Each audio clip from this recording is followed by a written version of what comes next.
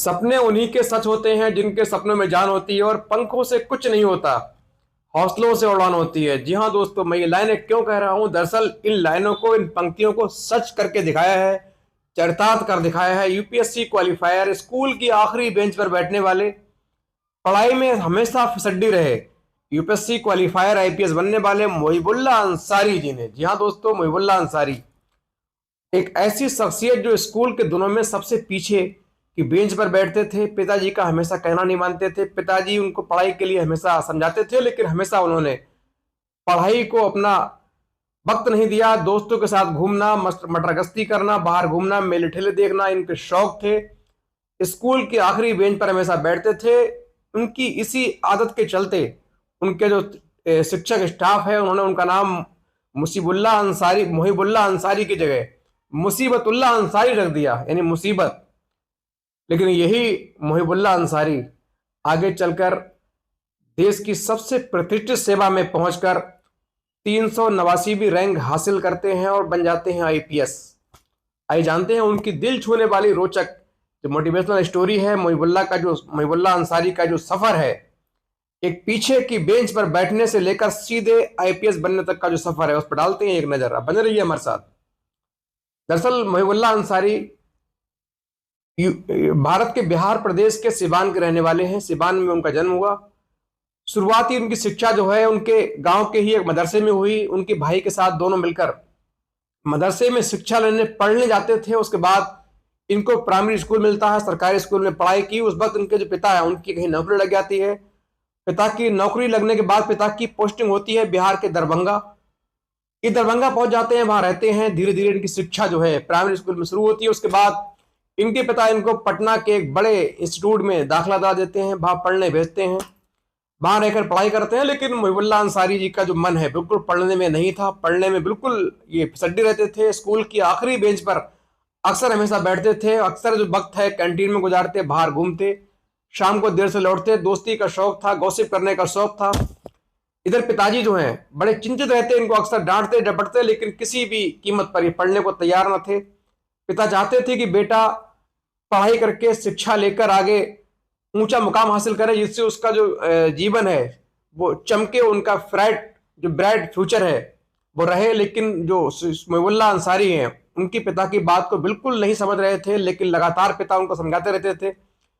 एक दिन पिता ने इनको, एक दिन ये छुट्टी आए थे तो पिता ने इनको शाम को खाना खाने से पहले अपने पास बुलाया। उस दिन इत्तेफाक से इनके जो कोई रिश्तेदार भी इनके यहाँ आए हुए थे। पिता ने पूछा, तुम पढ़ाई क्यों नहीं कर रहे हो? तुम्हारे शिक्षक फोन करते हैं, शिकायत करते हैं, तुम स्कूल में आखिरी बेंच पर बैठते हो, दोस्ती में हमेशा मशगूल रहते हो, पढ़ाई नहीं करते हो। इसी बात पर गुस्सा होकर पिता ने 3-4 थप्पड़ मोहिबुल्लाह को जड़ दिए। मोहिबुल्लाह शर्म से लाल हो गए। रिश्तेदारों के सामने पिटाई बहुत नागवार गुजरी। सीधे अपने दूसरे कमरे में चले जाते हैं और सुबह सीधे अपना बैग उठाकर, कपड़े उठाकर सीधे पटना जहां पढ़ाई कर रहे थे वहां पहुंच जाते हैं।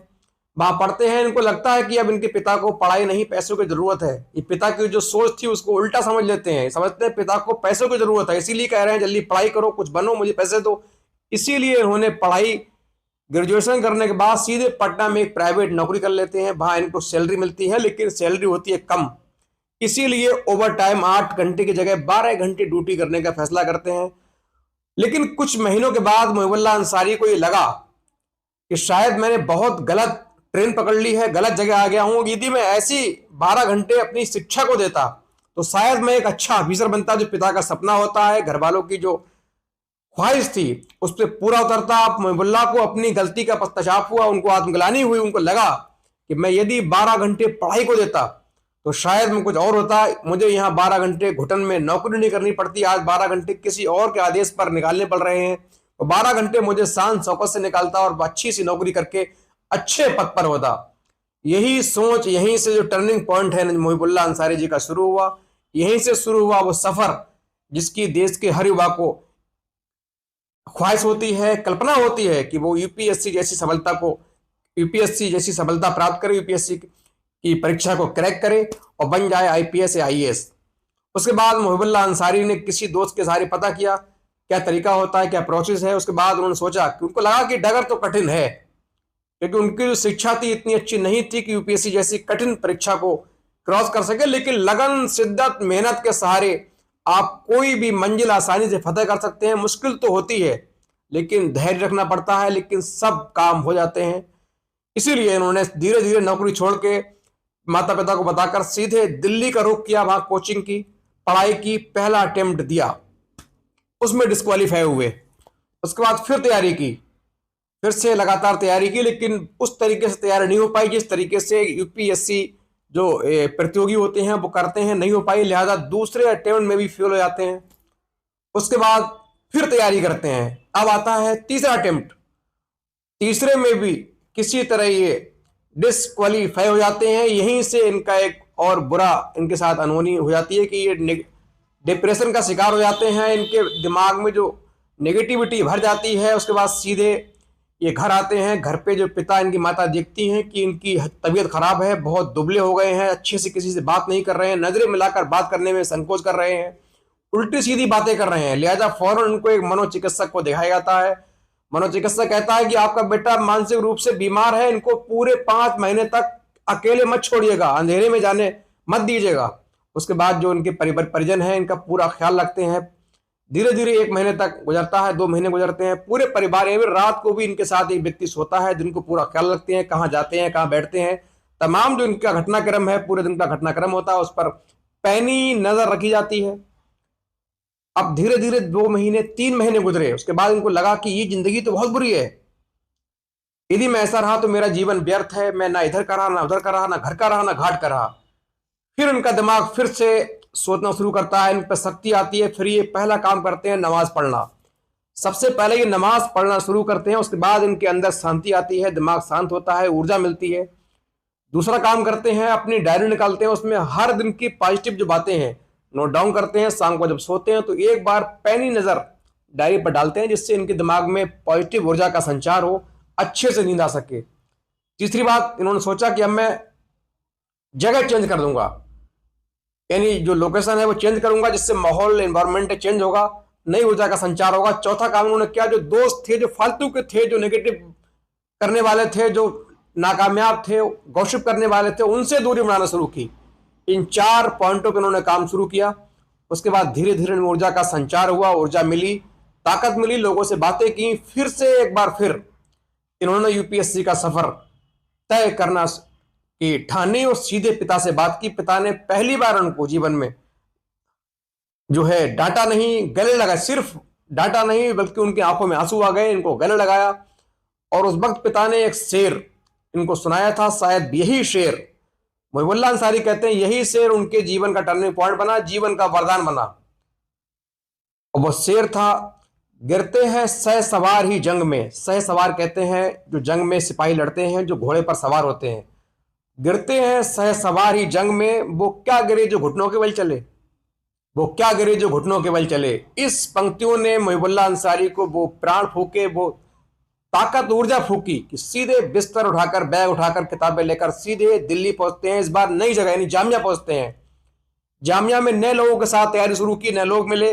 अब उन्होंने ऐसे लोगों से मिलना शुरू किया जो बहुत सीनियर थे, पिछली कई बार यूपीएससी की परीक्षाएं दे चुके थे, उनसे ज्ञान लिया, उनसे तजुर्बा लिया। और ऐसे लोगों के पास जाना शुरू किया जो कम से कम उनकी शाम को कॉपी, नोटबुक चेक कर सके, तुमने ये गलती की है, ये अच्छी बात की है, ये आपकी गलती है, आपको ऐसे नहीं ऐसा करना चाहिए। इससे उनको बहुत ताकत मिली और बहुत सफलता मिली, उनको बहुत हेल्प मिली। अब वो हर दिन अपनी जो पॉजिटिव चीजें हैं डायरी में नोट करते, शाम को उनका अध्ययन करते, रिविजन करते, पूरे दिन पढ़ाई करते। और उन्होंने अच्छे माहौल की शुरुआत की, मेहनत शिद्दत से पढ़ाई की। धीरे धीरे फिर से जो अटेम्प्ट आ जाता है, यूपीएससी के लिए परीक्षा देते हैं, क्वालिफाई होते हैं, इंटरव्यू के लिए बुलावा आता है। पूरी शिद्दत से, ताकत से, पूरी पॉजिटिव ऊर्जा के साथ, पॉजिटिविटी के साथ, मानसिक तौर पर मजबूत होकर इंटरव्यू के लिए पहुंचते हैं। इंटरव्यू पैनल इंटरव्यू शुरू करता है। तमाम सवालों के अच्छे से सिलेक्टेड उत्तर, मजबूत भाषा में शॉर्ट उत्तर देकर उन्होंने जो पैनल है उनका दिल जीत लिया। और उसके बाद सीधे अपने घर चले आते हैं। घर आने के बाद कुछ दिन गुजारते हैं। उसके बाद यूपीएससी का रिजल्ट आने से 2 दिन पहले मुहिबुल्लाह अंसारी अपने एक मित्र को बोलते हैं कि देख भाई, कल मेरा रिजल्ट आने वाला है, मैं घर रहूंगा, यदि तू मेरा रिजल्ट देख लेना, अगर यदि मैं पास होता हूँ, क्वालिफाई करता हूँ तो आना मेरे घर बताना आके, यदि नहीं आता हूँ तो मेरे घर किसी को नहीं बताना, ना ही मुझे बताना। उसके बाद मोहिबुल्लाह अंसारी चुपचाप घर बैठते हैं। अगले दिन यूपीएससी का रिजल्ट आना था और इत्तेफाक से इस रिजल्ट में मोहिबुल्लाह अंसारी ने 389वीं रैंक हासिल की थी। उनकी इस खुशी को उनका दोस्त फौरन घर जाके बताता है, भागा भागा घर पहुंचता है, कहता है मोहिबुल्लाह तुम तो आईपीएस बन गए। मोहिबुल्लाह अंसारी को एक बार तो ये शक लगता है, उसको लगता है कि दोस्त मजाक बना रहा है। वो कहते हैं तू सच बोल रहा है? वो कहता मैं तेरी कसम खा रहा हूं मोहिबुल्लाह तुम आईपीएस बन गए हो।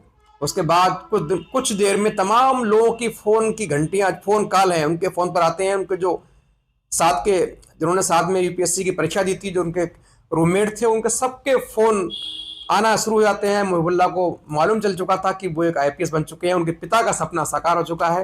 ये खबर जैसे उनके परिजनों को मिली, उनकी माताजी पिताजी दोनों रोने लगते हैं, अल्लाह का शुक्र अदा करते हैं, उनकी आंखों में आंसू आ जाते हैं। आखिरकार बड़ी मेहनत, शिद्दत और मशक्कत के बाद उनके बेटे की जो कामयाबी है, उस पर उनके पिता को जो गर्व होना था वो हो रहा होता है। और सच भी है कि कोशिश करने वालों की कभी हार नहीं होती और बिन उलझे बिन लड़े, लहरों से बिना लड़े नौका पार नहीं होती। कुछ किए बिना जय जयकार नहीं होती और कोशिश करने वालों की कभी हार नहीं होती।